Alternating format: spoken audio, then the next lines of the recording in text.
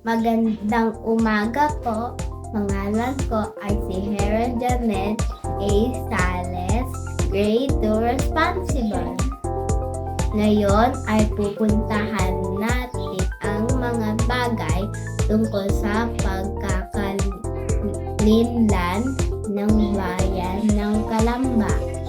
Tara, puntahan na natin.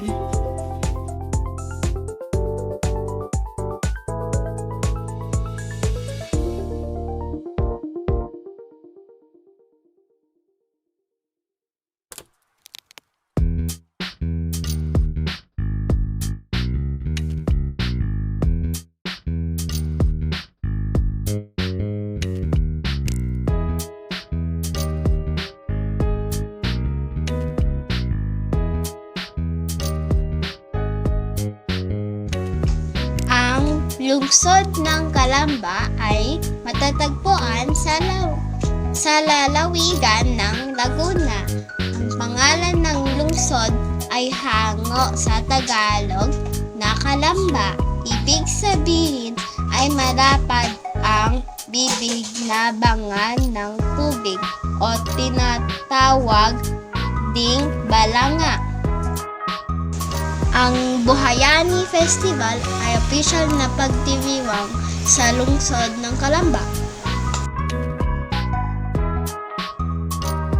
Sa plaza kung saan matatagpuan ang malaking bangan ng Calamba ay makikita din ang pinakalumang simbahan sa Calamba, ang St. John the Baptist Parish Church. Ito ay malapit sa Rizal Shrine at dito rin naganap ang pagbibinyag kay Dr. Jose Rizal.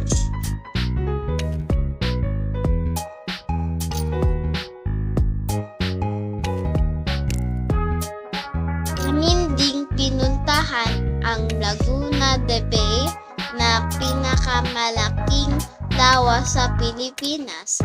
Isa ito sa mga anyong tubig na matatagpuan sa Laguna kung saan nabibilang ang Calamba.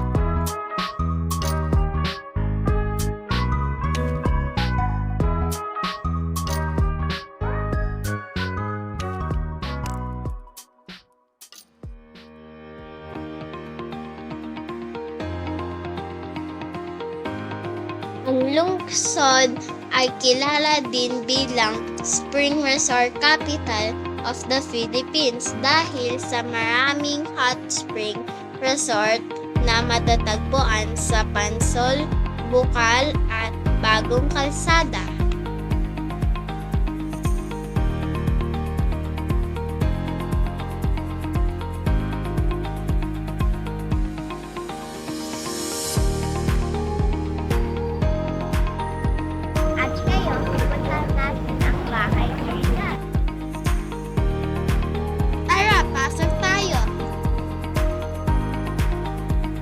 Si Jose Rizal ay ipinanganak sa bayan ng Calamba dahil ito ay isa to sa mga dinarayo ng mga turista.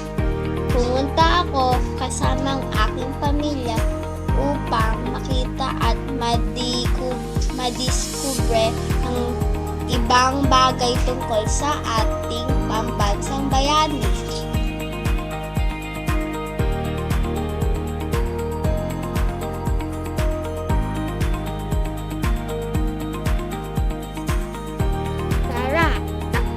Tayo sa taas.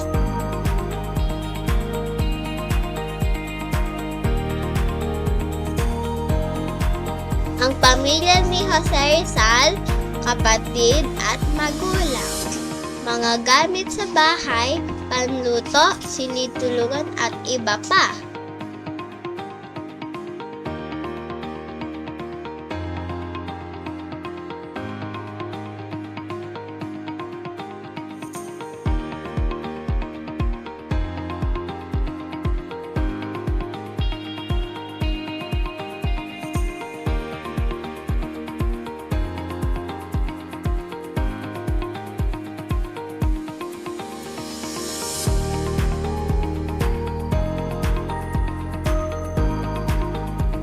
Mayroon ding museum kung saan makikita ang mga lumang gamit nila.